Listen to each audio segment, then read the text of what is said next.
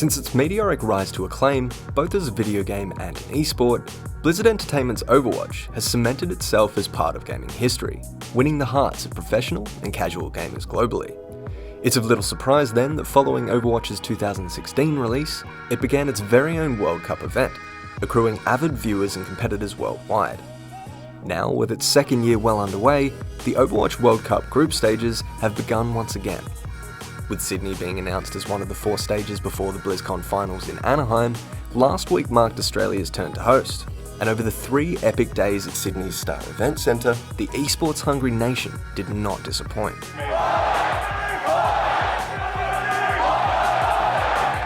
I'm just gonna say it.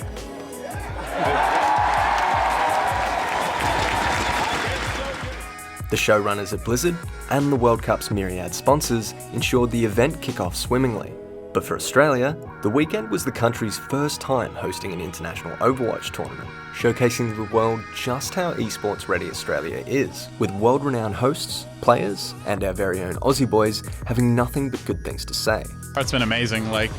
We've been traveling a lot now, and coming back to our home country to be at this huge event has felt amazing. 100% the sickest event I've ever gone to. This place is actually so amazing. And the hospitality here is actually so good. This is actually the biggest venue we've been to, actually comparable to Apex Season 1 finals. This is as big, and that's really big. There's so much energy in the venue. It's every time you hit a cool shot, you hear wow, you get so much energy from it, and it's so nice to play. I love it. Kicking off on Friday the 21st of July, the eminently enthusiastic audience came lining up early and by the hundreds to see some of the world's best compete. But upon entry, ticket holders could also enjoy all the pre-show diversions a World Cup follower could hope for. An art-dappled entry hall, a gorgeous spacious venue complete with food and bar services, an official Blizzard pop-up store stocked with exclusive items to the ANZ region, and of course, a massive array of cosplayers, including the official Overwatch cosplay team, ready to greet fans with anything from a wave and a smile to a conversation and a photo op. This is awesome. I feels like I'm kind of in a dream, and just to see how many people are involved, and it's going to be hard to go back to my normal life after this. I'm really happy that it's actually come to Sydney or Australia. I think it's great that they're coming down here. No, I love it. I love that it's here and that we get some exposure as well. It's been a terrific event. The crowds there's been massive hype here all day. Everybody's really into it, and it's good to see the Blizzard are putting on a great public event. While fan frivolities dominated the outside of the concert hall, inside was where all the action of the Sydney stages truly began, with the 8 competing teams taking to the stage for their chance at the playoffs. Australia, Sweden, Portugal and Italy of Group C, and Japan, Spain, Finland and Vietnam of Group D. Day 1 Friday quickly became a great indicator of what to expect. The crowd, with their noisemakers and hilarious fan signs at the ready, made their allegiances known early on. But much to the joy of both hosts and teams, the mostly Aussie audience showed their appreciation simply every time they saw a good play, no matter the match or its stakes.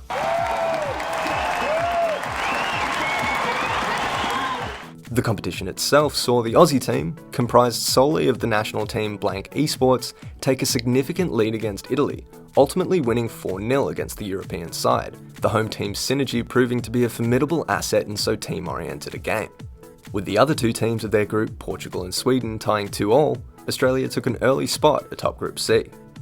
It was still anyone's game though, as Saturday began with an early scramble to the merch store and a thunderous 10 AM start on stage. The Finnish and Japanese sides of Group D were looking particularly strong coming out of Day 1, and Sweden began to look just like the team that was promised when announced, bringing an absolute stomping against Italy Day 2.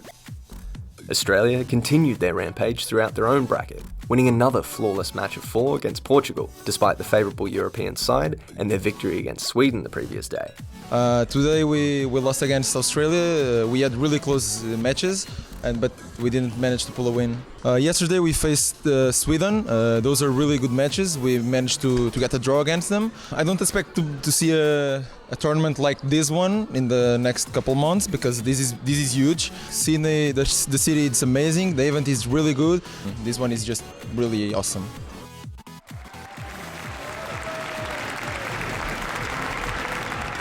It was an optimistic final day for Australia, and not just for the players. Not only had the team sustained their top spot in Group C, but Sunday's game against Sweden would be the very first time in Australian history that an esports event was broadcast live on national TV. The concert hall was completely packed too. You couldn't have crammed Baby Diva into a seat. But despite the hype and traction behind Australia's success, the Swede squad had really found their groove come Sunday, nabbing a 3-1 victory over the home side. By the time the 4 final round-robin matches concluded, Sweden and Australia had secured their place in the group finals, along with Spain and Japan, who had just previously won enough points over the Finnish side to knock Taimu and the gang out of the running. I wish I could play on BlizzCon. The crowd is probably going to be even bigger there. I've been playing with my team for so long, and now just seeing all these beautiful Finnish faces and actually talking Finnish, it's so nice. But thank you so much, Sydney, for having us.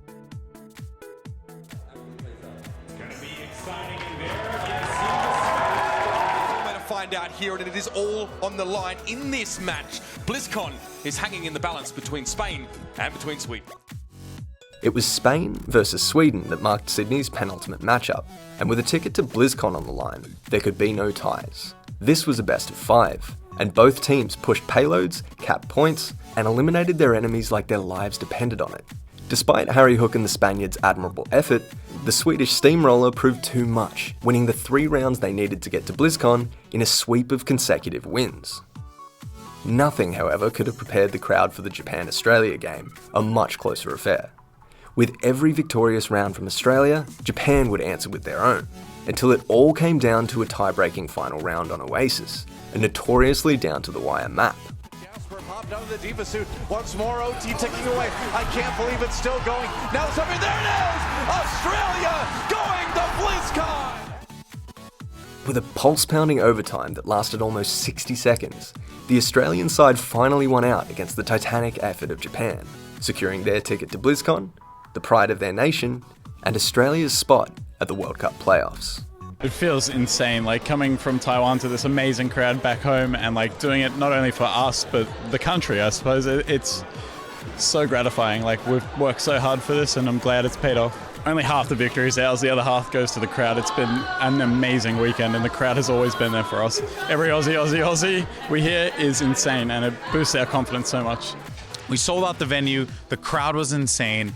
And, you know, I've done events all across the world. I mean, I've done events for Halo and Call of Duty, a bunch of games.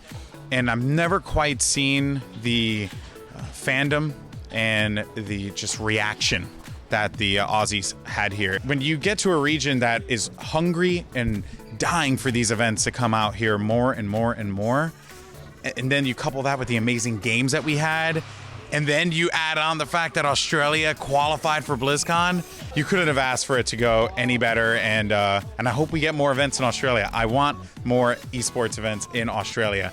I want it. Make it happen. Matthew Waite, Game is Classified.